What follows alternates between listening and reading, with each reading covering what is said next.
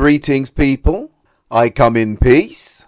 They say scoring is subjective, and to a certain extent, I agree. Yet there must be a point of parity, uniform congruence, approximation of thought, if only to come to a fair conclusion. The unusual thing in this case is that none of the judges saw it for Bivol, yet most of the audience did. At ringside and on the commentary, whether that be Sky, DAZN or TNT, most thought Bivol got it. Most of the fans thought that too. Usually you get that type of discrepancy between the fans and judges if it's a split decision. The astonishing and unconventional thing here is that the judges were diametrically opposed to the majority of the boxing community. What could be the reason for this? Yes, Beterbiev was more aggressive and came forward, but Bivol wasn't running, he was moving, blocking and punching. Boxing. He pushed Beterbiev back also. I respect Artur Beterbiev. He's a machine. And it absolutely will not stop. Ever. An apparatus of a man, a superb boxer. But Bivol had the perfect style to deal with this seemingly immovable boulder. I gave Bivol 4 rounds and Beterbiev 2 at the halfway mark. And that was because at the end of those rounds, Beterbiev came on strong for the last 30 seconds. Bivol had a reply after nearly every Beterbiev attack. Bivol looked comfortable and defended brilliantly. After the 6th, or even earlier, you could sense the urgency from Beterbiev's corner. They knew they were down. Keep in mind, Bivol hurt Beterbiev several times, and when Beterbiev responded, Bivol's guard was up high, and his feet took him out of range. Bivol moved to Artur's left, avoiding his right hand, and when Artur got set, Bivol shifted to Artur's right quickly, and at the same time threw a stiff jab or a right, which took Artur by surprise. Bivol's lateral movement was sublime. It kept Beterbiev guessing. Andy Lee even said, Artur Beterbiev looks lost. Maybe that was a bit strong. I thought Bivol's punches were clean and concise, and telling compared to Beterbiev's, which looked hurtful, but was mostly hitting Bivol's gloves. The way Artur throws his punches, without telegraphing, is special to watch, and he can generate considerable power just by a simple twist, torsion, like a coil being released. He has so much torque with so little wind-up. You know, it's like those footballers that can hit the ball so hard and far with very little backlift, Lucas Podolski style. I was surprised that Bivol sometimes elected to stay in the centre of the ring. Artur got lit up a considerable amount of times with Bivol's counter combinations. It was a masterclass from Bivol. Even after the 10th round, Beterbiev's corner told him he needs a knockout. And that wasn't just to G their man up. They meant it. There was a lot of motivational agitation going on in that corner.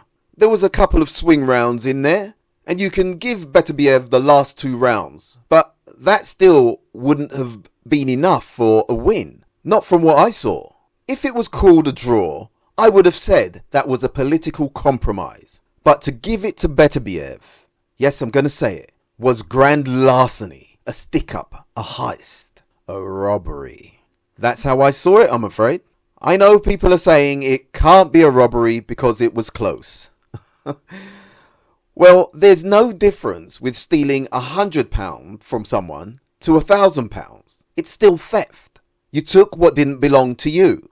You see? Watch the fight again without emotions and you'll see that Beterbiev was falling behind and didn't have much of an answer. We knew the fight was going to be like this. Bivol using his feet to outbox Beterbiev and Artur cutting off the ring trying to knock Bivol out. The question was, could Bivol sustain it and outlast Beterbiev to a points win? And that is what I believe he did.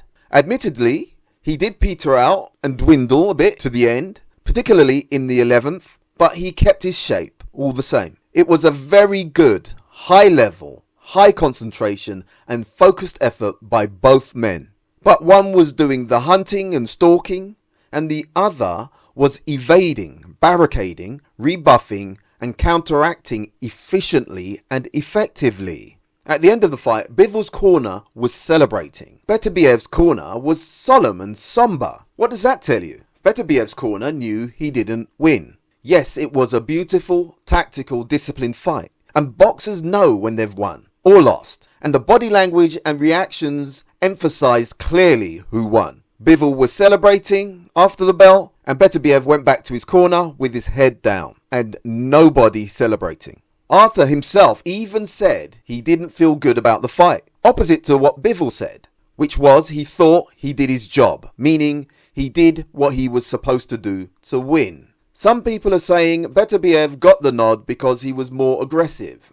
Well, boxing shouldn't be judged purely on aggression, if at all. It should be judged on the skills embodied in the bout, hindering your opponent with parries, movement, shielding, accuracy, and of course, striking.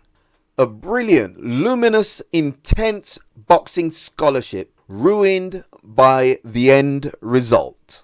I thought Bivol was classy with his response to the outcome. Absolute class, very humble and magnanimous with the ruling, but it looked to me like a biased conclusion. It isn't a good look for Saudi boxing. Riyadh's season has been great, but this interpretation was wrong, and the presence of a warlord congratulating Beterbiev just before the verdict doesn't look good. I wonder if the judges knew who he was.